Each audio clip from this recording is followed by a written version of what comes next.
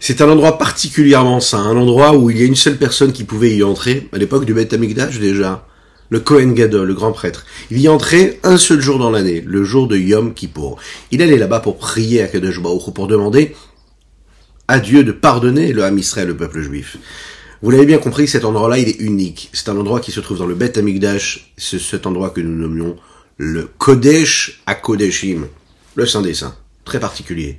Le Kohen Gadol, lorsque le grand prêtre rentrait là-bas, dans le Kodesh HaKodeshim, il faisait une prière. Et la prière était courte. Pourquoi? Parce qu'on voudrait être sûr qu'il restait bien vivant. Le peuple juif avait très très peur pour lui. Pourquoi? Parce qu'il fallait avoir des pensées qui étaient 100% pures, saintes, qui soient dirigées uniquement pour HaKadosh Baruch Hu. C'est un endroit qui était fascinant, qui fascinait tout le peuple. Le Kodesh HaKodeshim, le Saint des Saints, représente aussi, aujourd'hui, même si nous ne l'avons pas physiquement, la direction de pensée que nous devons avoir dans tout ce que nous faisons dans notre pratique de la Torah et des mitzvot. C'est ce qui représente la connexion avec HaKadosh Baruch Hu, la présence de Dieu, l'infini, du Saint béni soit-il, ici-bas sur terre. C'est cette notion qu'on va essayer de développer aujourd'hui à travers l'étude du Tanya du jour. Aujourd'hui, nous abordons le dernier chapitre des Likutei Amarim, cette première partie du Tanya principal, Likutei Amarim, le 53e chapitre avec l'aide d'Akadosh Baruch Hu. Juste après, c'est quelques notes de Nigun. Ay tararalaya ma ay tararalaya ma ay tararalaya ay tararararida ay tararalaya ma ay tararalaya ay tararalaya Aïe, aïe, aïe, tadadaï, tadadaï, tadadaï, aïe, aïe, aïe. Nous étudions aujourd'hui pour la Refoua Shelema de Avraham Nissim Ben Sultana. Nous étudions Leilou Nishmat Avi Mori Rabbi Reuven Ben Isser Alav Shalom. Et bien sûr, nous étudions pour le mérite du Klal Israël, Be'ezrat Hashem. Quel est le secret du Kodesh HaKodeshim? Qu'est-ce qui a transformé cet endroit en un endroit le plus dangereux, le plus fascinant et le plus saint du monde? Le Kodesh HaKodeshim, c'est l'endroit où, on l'a dit, le Kohen Gadol se trouvait et allait le jour de Yom Kippour, le jour le plus saint de l'année d'un juif. C'est le jour où on se rapproche d'Akadosh Baruch Hu. Pourquoi? Parce que on se met complètement de côté, on demande pardon pour nos égarements et on se rapproche d'Akadosh Baruch Hu. C'est le jour où Dieu nous pardonne, Yom Kippour. C'est un fait, Dieu pardonne. Mais qu'est-ce qu'il a de si particulier? Il y a une forme de sainteté, ce Kodesh HaKodeshim. C'est un espace qui est au-delà d'espace et du temps. C'est un espace qui, lui, est connecté avec quelque chose, une notion de sainteté, qui dépasse en fait les limites du monde. On sait qu'il y a, sur Terre, 10 kdushot, 10 notions de sainteté. Le Kodesh HaKodeshim fait partie de ces niveaux de sainteté. Ces 10 niveaux, par exemple, Eretz Israël, c'est la terre qui est la plus sainte de toutes les terres du monde. Ok? Yerushalayim, par exemple, c'est la ville qui est la plus sainte de toutes les villes du monde. Le Har Habayit, l'endroit où se trouve le Beth Amikdash, ce qu'on appelle aujourd'hui le mont du Temple, eh bien, c'est l'endroit le plus saint de toute la ville de Yerushalayim. L'endroit dans le Har Habayit qui s'appelait la Hazara, cette enceinte-là, est appelé l'endroit le plus saint du Har Habayit. Le Kodesh HaKodeshim qui lui se trouvait dans le Beth Amikdash, qui lui se trouvait sur ce Har Habayit, est l'endroit le plus saint qu'il y avait dans le monde et sur cet espace-là, bien sûr. Plus l'endroit est saint, et plus il y a des lois qui sont strictes et qui lui sont propres. Qu'est-ce qui peut monter? Qu'est-ce qui peut rentrer dans cet endroit-là? Qu'est-ce qu'on a le droit d'y faire? Quel est le degré, le niveau de pureté qui est nécessaire pour pouvoir y entrer? Par exemple, dans le Beth Amikdash, pouvaient rentrer que des personnes issues du peuple juif. Une personne non juive ne pouvait pas entrer. C'est un endroit qui est très kadosh, saint. Dans le Kodesh lui-même, le Beth Amikdash, c'était seulement la partie la plus sainte du Beth Amikdash. Il y avait les Kohanim qui pouvaient entrer, mais pas les Lévi'im, et non pas les juifs simples du peuple. Dans le Kodesh HaKodashim, il n'y a que le Kohen Gadol qui pouvait y entrer, et non pas les autres Kohanim, et c'était un seul jour, c'était le jour du Yom Kippour. Il est expliqué comme ça dans la Kabbalah, dans la Chassidoute, que le fait que cet endroit-là était si particulièrement saint, et donc qu'il y avait au sujet de cet endroit-là des lois, des halachot qui sont très propres et assez strictes, provient du fait que la présence d'Akadosh Baruch Hu était particulièrement présente, justement. C'est-à-dire qu'Akadosh Baruch Hu se révèle, se dévoile avec une grande force, une grande intensité, donc il en découle des lois très strictes de pureté, comme on peut le constater, c'est-à-dire que plus l'endroit est grand, plus l'endroit est élevé, plus l'endroit était saint, et plus il y a des limites qui définissent cet endroit-là. Pourquoi ? Parce que la présence d'Akadosh Baruch Hu, elle est là, elle est beaucoup plus importante que dans d'autres endroits. Même si Dieu il est partout, mais il est dans un endroit en particulier de manière plus forte. C'est ce que nous allons voir justement. Comment est-ce qu'il peut y avoir les deux en même temps ? Est-ce que Dieu il peut être partout en même temps, et en même temps dans des endroits avec beaucoup plus d'intensité de dévoilement ? C'est ce que nous avons développé déjà depuis quelques jours dans les derniers chapitres. Comment est-ce que Dieu il est à l'infini partout ? Il donne de la force égale à toutes et tous et à toutes les créatures, mais en même temps, il y a quelque chose de particulier pour chacune et des créatures, parce que Dieu va mesurer sa présence et son énergie. Lechaim, lechaim.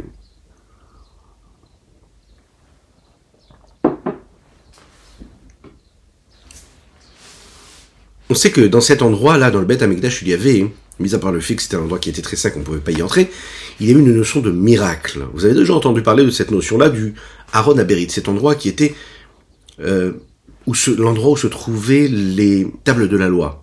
Ils ont attaché mon bas dans quelques jours, célébrer la fête de Shavuot. Les tables de la loi étaient dans le Aron Abrit, le Aron, qui était cet endroit où se trouvaient justement ces Luchot Abrit, qui sont l'alliance même qui est entre le peuple juif et Akadosh Baruch Hu.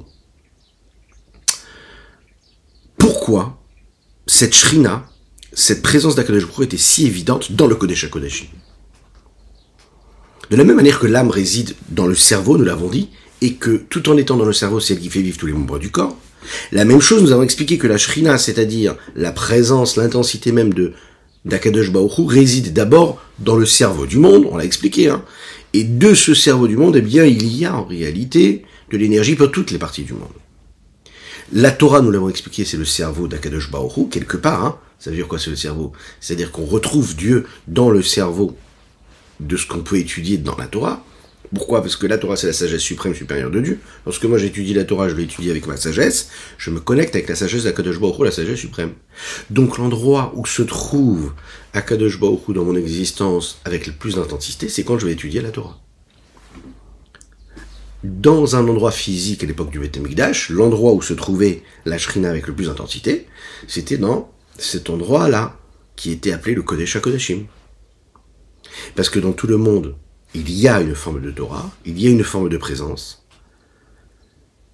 Et en fait, si on veut regarder un petit peu, on veut extrapoler en parlant de Torah quand on parle de Kodesh HaKodashim, l'endroit où se trouve la Shrina dans l'enceinte du Kodesh HaKodashim se trouve également dans la Torah du juif, dans sa vie de tous les jours. Ça va être son Kodesh HaKodashim, son Saint des Saints. Dans le Kodesh HaKodashim du Beth Amikdash, il y avait, on va dire, la partie Mochin, la partie cérébrale de Dieu, si l'on peut s'exprimer ainsi. Pourquoi ? Puisqu'il y avait dedans les tables de la loi, que eux représentent justement cette Torah que nous étudions. Dans ces Luchot Aberit, que ce soit les premières, ou même les deuxièmes, les premières qui ont été brisées par Moshe Rabbeinu, ou les deuxièmes qui ont été données au peuple juif, il y a dessus les 10 paroles et Aseret HaDibrot qui sont gravées, qui ont été données le jour de Matan Torah, que nous allons célébrer dans quelques jours. Qu'est-ce qui donne cette particularité à ces 10 paroles qu'il y avait sur ces Luchot Aberit? Par rapport à toute la Torah, nous avons une Torah qui est grande, qui est globale. Que veulent dire ces 10 paroles qui peuvent nous paraître a priori assez banales, assez basiques, Ne pas tuer, ne pas voler, je suis ton Dieu, n'aie pas d'autre Dieu. Ça peut paraître assez banal a priori. Qu'est-ce qu'ils ont de si particulier ? Le fait qu'Akadosh Baruch Hu ait choisi au moment du don de la Torah de dire précisément ces 10 paroles et pas d'autres paroles, nous montre qu'il y a dans ces 10 paroles quelque chose de central qu'on ne va pas trouver dans les 613 autres mitzvot. Le Rambam Maïmonide le dit dans son explication de la Mishnah, que ces 10 paroles sont considérées comme la base même de la recommandation de ce que Dieu va nous donner comme mitzvot ensuite. Rachid explique, il dit, les 613 mitzvot se trouvent et sont inclus dans les 10 paroles. Rabbeinu Saadia, qui est encore un commentateur de la Torah, il dit que dans chaque parole, il y a en fait des mitzvot qui lui correspondent et qui découlent de cette mitzvah en particulier, de cette notion-là en particulier, en fonction de ce qu'elles sont ces mitzvot-là. C'est intéressant de voir que dans les 10 paroles, il y a précisément 620 lettres. Et ces 620 lettres correspondent aux 613 mitzvot et bien sûr aux 7 commandements des rabbins, des rabbanan, 7 mitzvot des rabbanan, ce qui fait 620 comme le nombre de lettres qu'il y a dans la Aseret HaDiberot. Lechaim.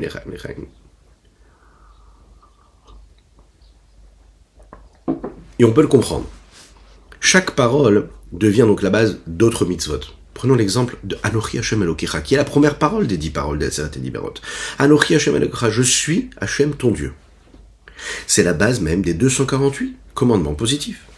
Lorsque Dieu dit Lo Yelecha, on est dans quelque chose de négatif, de passif, n'est pas d'autre Dieu, eh bien, c'est la base même des 365 interdits de la Torah. Shasa mitzvot lotaase.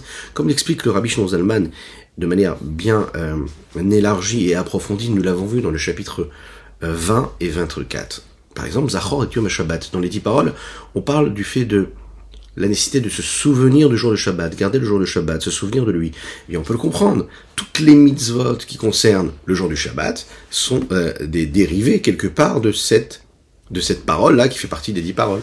Zachor Yom HaShabbat, donc tu dois te souvenir du jour du Shabbat, et bien donc tu vas faire attention de bien garder le Shabbat, de ne pas transgresser les 39 travaux interdits. Mais également, on va ajouter à cela toutes les lois qui concernent les fêtes, comme le Shabbat. C'est simple, l'otirtsach, ne pas tuer, eh bien va en découler des parties entières du Shulchan Aruch qui concernent ce que nous appelons les dinei nefashot, les lois qui concernent la vie de l'homme. Comment est-ce que je dois le respecter, qu'est-ce que je dois lui payer si je lui ai fait du mal, enfin, toutes les lois qui concernent la vie de tous les jours d'un homme, et qui concernent la vie. L'otirtsach, ne tue pas, il y a différentes façons de tuer.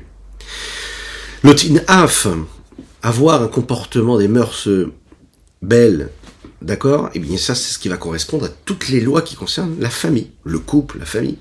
L'otana bereachet shaker, et bien ne pas faire de faux témoignages. C'est une parole, mais qui correspond à toutes les lois Rochen Mishpat qu'il y a dans la loi juive et qui concerne justement eh bien la loi de tous les jours, la vie que nous avons avec nos amis, que nous avons avec nos collègues, que nous avons avec nos concurrents, que nous avons avec nos clients, comment se comporter, comment travailler, comment payer, comment ne pas payer, comment rembourser, etc.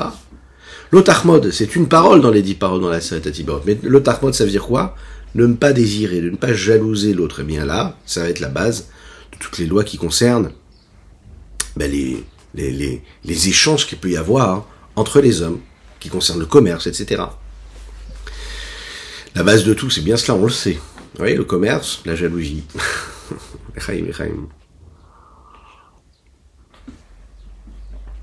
C'est intéressant de voir ici que le lotachmod, c'est lui qui correspond au dérivé et qui correspond à la base même de toutes ces lois qui concernent le commerce, l'argent. Parce qu'en fait, si on regarde bien, souvent, qu'est-ce qui pousse l'homme à posséder? Qu'est-ce qui pousse l'homme à aller vers l'argent? C'est le désir. Et le désir, c'est la convoitise. Et la convoitise, c'est de jalouser parfois ce que l'autre a. Et en fait, c'est vraiment un grand cercle qui inclut tout cela. On peut imaginer donc le niveau qu'il y avait de la Shrina dans ce Kodesh HaKodashim, qui était assez particulier, dans lequel il y avait ce Aron HaBerit, dans lequel il y avait ces 10 paroles-là, était assez particulière aussi. Le niveau de Shrina qui résidait dans ce Kodesh HaKodashim correspond aussi à ce que nous avons étudié dans le chapitre précédent, à savoir que la Shrina, elle, réside dans le monde entier, avec et par la Séphira. C'est très intéressant de voir la providence divine qui nous permet d'apprendre ce chapitre-là. Et bien sûr que ce n'est pas du tout un hasard, qui correspond à la Séphira de Malchut, qui est la Séphira que nous sommes en train d'étudier et de vivre dans le décompte du Homer. Le niveau de Malchut qu'il y a dans le monde, c'est lui qui correspond à cette force-là qui permet à cette lumière d'éclairer les différentes parties du monde. Par son intermédiaire, la lumière d'Akadosh Baruch Hu descend ici-bas. Elle descend d'un monde à un autre monde, elle vient d'un autre monde à un autre monde. Elle descend du monde de Hatzilut au monde de Bria, et ensuite de Malchut de Bria, ça descend dans le Malchut de Yetzira, et de Malchut de Yetzira, ça descend jusqu'au monde de Asiya. À travers cette Malchut là, nous on a la possibilité de recevoir quelque chose. La question c'est, où se trouve le niveau le plus élevé duquel s'exprime et qu'on est capable de définir comme étant le niveau le plus élevé qui se trouve dans le Kodesh HaKadoshim. Comment est-ce que ça s'exprime? Le Rabbi Shlomo Zalman nous l'explique ici dans le Tanya. Et il nous dit que cela s'exprime à travers la notion de miracle. La notion de miracle, elle nous montre une forme d'intensité, de pureté, de sainteté particulière. Ça se traduit, ça s'exprime à travers un miracle. Quelle est la différence entre un miracle et la nature? D'un côté, le monde est dirigé, on le sait, selon les lois de la nature. J'ai mis une petite graine en terre, je l'ai arrosée comme il faut, eh bien la nature va faire qu'elle va pousser.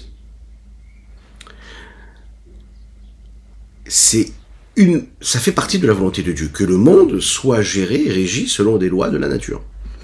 D'un autre côté, on sait qu'au long de l'histoire, tout au long de l'histoire, on a vu que le peuple juif, mais que l'humanité tout entière, a vécu et continue à vivre des miracles. Comment est-ce que se passe ce passage-là entre ce qui est naturel et ce qui devient miraculeux? Et pourquoi est-ce que cette notion de miracle ne se passe pas à chaque moment? Pourquoi est-ce que c'est à des moments précis? Et pourquoi est-ce que Dieu intervient parfois à travers le miracle et à travers parfois la nature? Et comme nous l'avons étudié ensemble, dans un des Mahamarim du Rabbi, vous vous en souvenez, on a expliqué que parfois le miracle qu'il y a dans la nature est beaucoup plus fort que le miracle qui est au-delà de la nature, au-dessus de la nature. Parce que la nature, ce qui nous paraît le plus banal, qui est en fait, elle, miraculeuse. La nature, c'est en fait une forme, c'est un vêtement, c'est une structure qu'on donne à Kadosh Baruch Hu, que lui a créé en fait. C'est le monde de l'action, le Olam Ha'asiya, le monde dans lequel nous vivons. L'intensité d'Akadosh Baruch Hu, elle vient, son influence, elle vient des mondes supérieurs, elle vient, elle traverse tous les mondes pour venir dans notre monde à nous, et elle va s'habiller dans ce vêtement-là qui est la nature, en fonction des lois qui régissent ce monde de la nature. C'est très très très très très très joli. Cette petite anecdote, c'est une femme qui vient voir le rabbi de Lubavitch, et qui vient lui demander une bracha, une bénédiction pour qu'elle ait des enfants. Ce qu'on souhaite à tous ceux qui en ont besoin. Qu'Akadosh Baruch Hu envoie des enfants, encore des enfants, à tout le monde. Oui, vous pouvez dire amen, même en live, hein, et même en direct, et même en replay, faites-le. Hein. Si vous êtes avec des enfants dans la voiture, quand vous écoutez le cours, faites-leur dire amen. Cette femme-là, elle demande au rabbi, elle dit, j'aimerais avoir une bracha pour avoir des enfants. Le rabbi, il lui donne la bracha. Et la femme, elle dit, non, rabbi, je veux des enfants maintenant. Le rabbi l'a regardé en souriant, il lui dit, il va falloir au moins 9 mois. Bien sûr qu'il faut y avoir des miracles, mais les miracles entrent dans les lois, selon les lois de la nature. Akadosh Baruch Hu nous fait des miracles, mais il les habille dans les lois de la nature. Donc Dieu va nous donner il doit nous donner ce qu'on mérite de recevoir. Mais il va le faire à travers, ou parfois même ce qu'on mérite pas, mais ce qu'il décide de nous donner, il va le faire selon les lois de la nature. Les limites, les lois, cette forme-là, cette structure-là, c'est une structure qu'on va trouver particulièrement dans le monde de Asiya, dans le monde Asiya, dans notre monde à nous, et pas dans les mondes supérieurs. Là-bas, il n'y a pas de loi de la nature. Là-bas, dans tous les autres mondes, on est capable de voir la présence d'Akadosh Baruch Hu, on est capable de voir comment ce flux-là, cette intensité d'énergie divine, est là, présente. Et comment est-ce que ça vient en fonction et grâce à la volonté d'Akadosh Baruch Hu, et que ça se pose dans chacun des mondes.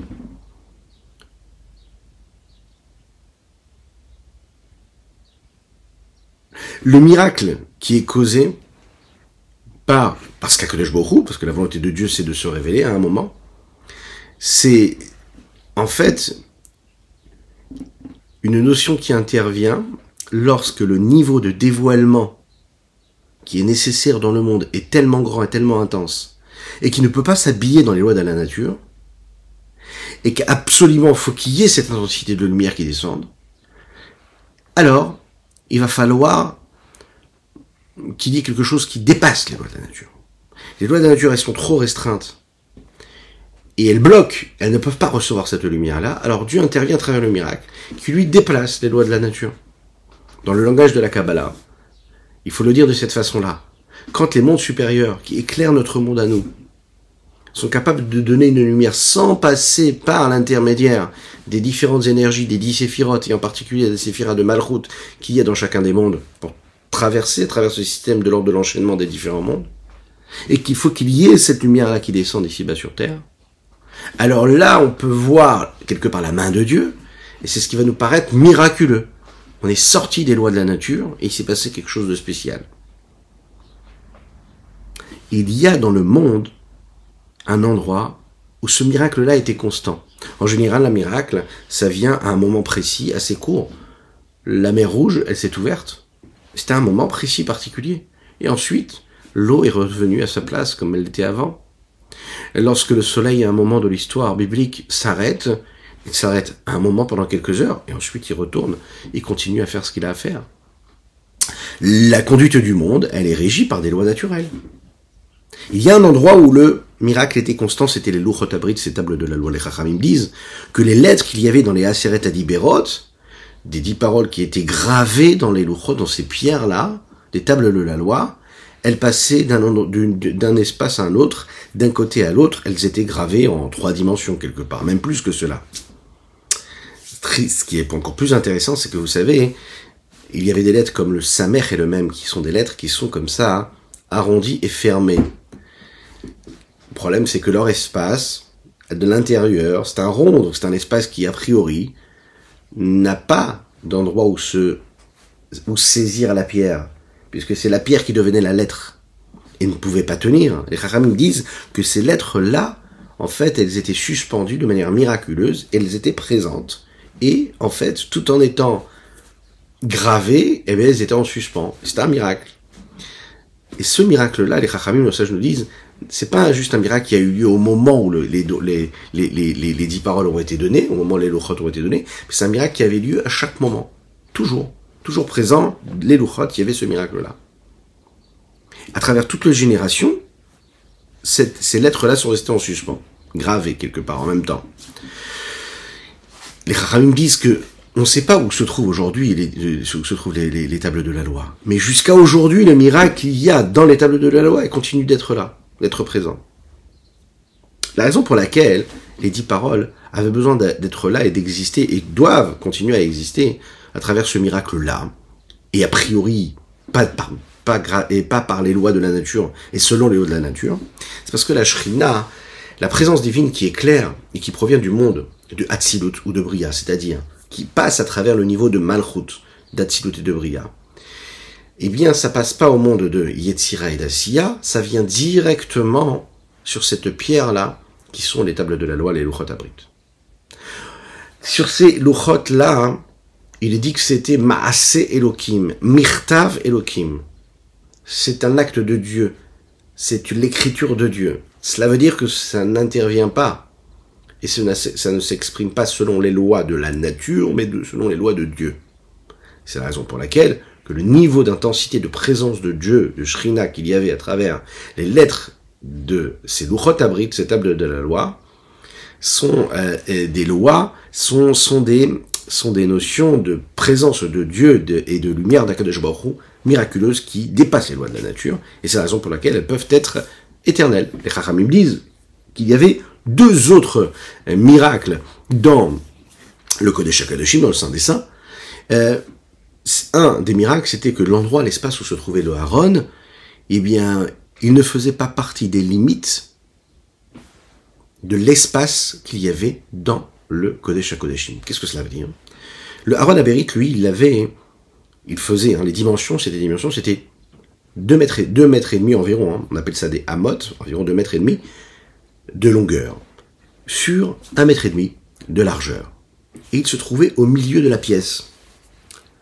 Et lorsque l'on mesurait du côté gauche du Aaron jusqu'au mur, on était capable de trouver l'espace de dimension de 10 amot, un peu plus de 10 mètres.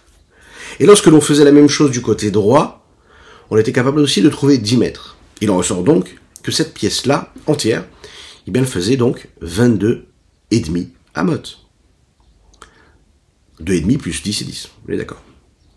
Mais lorsque maintenant on mesurait la grandeur véritable d'un mur à un autre mur, on était capable de voir que la dimension était, et la mesure était faite de 20 amot. Les 2,5 mètres qui correspondent à l'espace que devait prendre le Aaron disparaissaient. C'est-à-dire qu'il ne rentrait pas dans les limites, tout en étant présent, il ne prenait pas de place. Quelque chose d'inexplicable. C'était un miracle. Mathématiquement, on ne peut pas l'expliquer. C'était quelque chose de miraculeux. Pourquoi? Parce que la Shrina, la présence de Dieu qui résidait, dépassait cette intensité, elle dépassait les limites de l'espace. Et puisqu'elle dépassait les limites de l'espace, eh bien, elle créait ce suspens quelque part dans l'espace. Il y avait aussi un autre miracle dans le Kodesh HaKodeshim, dans le Saint des Saints, c'est qu'on sait qu'il y avait ces 2 chérubins qui étaient posés. Et dans le texte, on nous dit que ces 2 chérubins se regardaient l'un et l'autre, face à face. Parfois, on nous dit que dans le texte, que les chérubins regardaient chacun l'extrémité du mur, chacun de son côté. Et les Chachamim disent, les sages nous disent, qu'en fait, ils réagissaient en fonction, de manière totalement miraculeuse, en fonction de la situation spirituelle, de l'état spirituel du peuple juif. S'ils accomplissaient la volonté d'Akadosh Baruch Hu, les 2 chérubins se regardaient face à face. S'ils n'accomplissaient pas la volonté de Dieu, bien ils se regardaient plus, et chacun regardait de son côté. D'ailleurs, les textes disent que c'est ce qui correspond à la Gdusha, à la sainteté, à l'harmonie qu'il peut y avoir dans le couple. Lorsque il y a la sainteté d'Akadosh Baruch Hu dans un couple, la sainteté de Dieu, lorsqu'il y a la pureté, lorsqu'il y a une véritable harmonie dans le couple entre l'homme et la femme, alors à ce moment-là, les 2 se regardent face à face. Lorsqu'il n'y a plus ce face-à-face, lorsqu'on n'est plus capable de se regarder face à face, comme c'est chez Robert-là, c'est parce que la volonté d'Akadosh Baruch Hu n'est pas dans la vie du couple. La sainteté, la pureté n'est pas présente dans la vie du couple. Alors à ce moment-là, bien, ça se traduit comme ça. Chacun regarde de son côté. Et ce qu'on doit travailler, c'est cette harmonie, afin qu'il y ait ce face-à-face-là. Regardons dans les mots ce que le Rabbi Shlomo Zalman a à nous dire, et on conclura sur ceci. Vine Keshaya Ba'id Rishon Kayam, Perek Nun Gimel, 53e chapitre. Lorsque le premier Beth Amikdash était présent, existant, chez Boya Aaron va Luchot Bebet Kodesh HaKodashim. Le Aaron HaKodesh et les Luchot se trouvaient dans le Kodesh HaKodashim. Aïta Shrina Shimachut Atzilut Shibrinat Gilou Yorensav Baruchu Shurasham Ulbeshet Baseret Adiberot. Cette Shrina-là se trouvait dans les 10 paroles. Beyeter Seed Veyeter Az, Begilou Ira Veatsum, avec beaucoup plus d'intensité et de dévoilement. Yoter Migilouya Bechelot Kodesh HaKodashim Shil Malam Beolamot Elyanim, bien plus fort et bien plus intense était cette présence-là que pouvait l'être le dévoilement des Kodesh HaKodashim dans les mondes supérieurs. Qui asserait à Diberoten Klalut Kolatora, avec la Torah Kula de Nafka Migo Chochmaïla, Migo Chochmaïla, Dileila Leila Me'alma de Galia, puisqu'on sait que la Torah elle vient de la sagesse suprême qui se trouve dans le monde d'Atsilut qui est bien plus élevé que le monde du dévoilement. Mais afin de les graver, les 10 paroles, dans ces tables de la loi physique, matérielle, qui étaient dans de la pierre, la sagesse d'Akadosh Baruch Hu n'est pas passée de niveau en niveau à travers le système de l'enchaînement des différents mondes jusqu'à notre monde matériel. Pourquoi? Parce que ce monde-là est régi par des lois naturelles, alors que les luchotel, c'est la parole de Dieu, c'est la pensée de Dieu, c'est un acte de Dieu qui lui dépasse les lois de la nature matérielle. Qui lui, ce monde-là, était dépendant de ce qui peut se passer ici-bas. Le monde d'Asiya fait partie de cette globalité-là. Voilà. Et là, d'où venait cette présence-là? Elle venait, ces louchot-là, de la sagesse supérieure suprême qui venait du monde d'Atsilut et non pas du monde d'Asiya. Pourquoi? Parce que c'est la globalité même de la Torah qui se trouve dans les 10 paroles. Elle s'arrêtait à s'habiller dans le monde d'Atsilut et de Bria et non pas dans le monde d'Asiya et le monde de Yetzira. Et elles, seules, qui sont en unicité totale avec la lumière de l'infini du Saint Missioté qui s'y trouve à l'intérieur. Elles sont appelées la Shrina. Ashura Bekoche Kodashim des Ba'id Rishon qui résident dans le Saint des Saints qui se trouvait dans le Ba'id Rishon, dans le premier Beth Amikdash.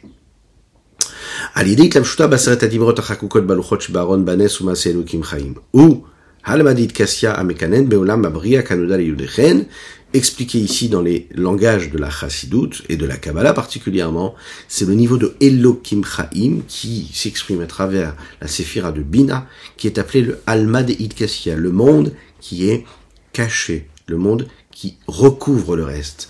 Amekalen Beolam Abria, qui se trouve dans le monde de Bria, Kanoda Yudechen, comme il est connu pour ceux qui maîtrisent bien la sagesse cachée. Ça, c'est ce qui se passait particulièrement dans le monde, dans le domaine du Baïd Rishon, le premier Beth Amikdash. Bezrat Hashem, dans la deuxième partie, et demain, Bezrat Hashem, du Tanya, de ce chapitre 53, on verra ce qui se passait de particulier dans le deuxième Beth Amikdash.